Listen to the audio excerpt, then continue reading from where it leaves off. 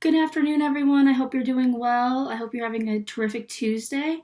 So today I'm going to go over this week's Freckle math assignment that your teachers should have let you know. You just log on through Clever and you click on the Freckle. It says like Freckle Renaissance. It's the pig. It has a pig on it. It's the app on the Clever. So I'm going to go over number 3 with you, and then on Thursday I'll go over another one. So let's take a look at number 3. Number 3 states this. Nathan and Ashley were splitting nachos.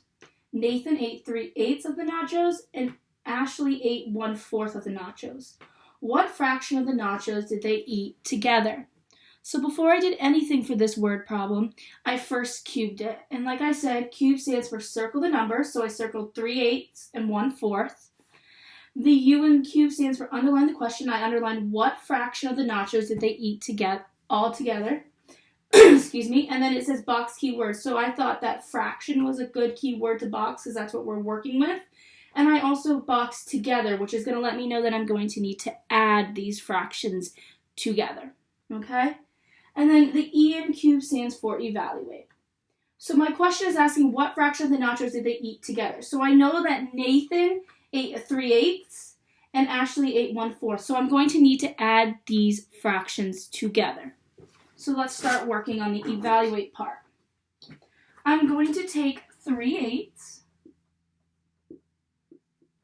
and I'm going to add it to 1/4.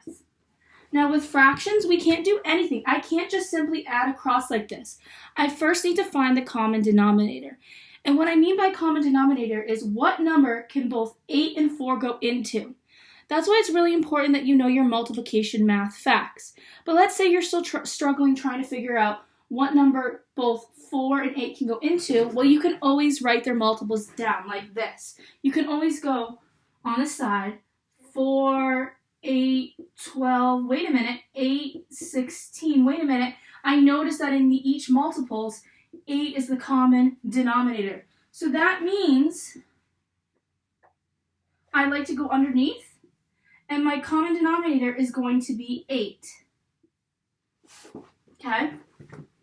So now I need to tell myself, I have to figure out how I got the denominator of 8. So I know that 8 times 1 here will give me that denominator of 8.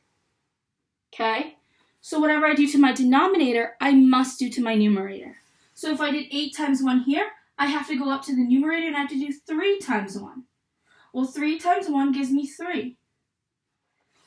Now I have to figure out how many times can 4 times what gives me 8? Well, I know that 4 times 2 is going to give me 8. That's how I got the denominator of 8. So I know that 4 times 2 gives me that 8 here. Whatever I do to my denominator, I must do to my numerator. So I have to do 1 times 2. And I know that 1 times 2 gives me 2. Now that I have the common denominator, I can simply add the numerators up, which is the top number. So, altogether, they ate 5/8. So you would type in 5, let me make that a little more neater for you, 5/8. So we found the common denominator, we calculated the numerators, and then we added them up together to get that 5/8. So your answer should be 5/8. Okay? So if you're still struggling on anything and need some help, feel free to comment down below. Make sure you subscribe to Triple G5. It's also a beautiful day, so make sure you get outside. And I miss you all. Be safe, be kind, and I'll see you next time. Bye.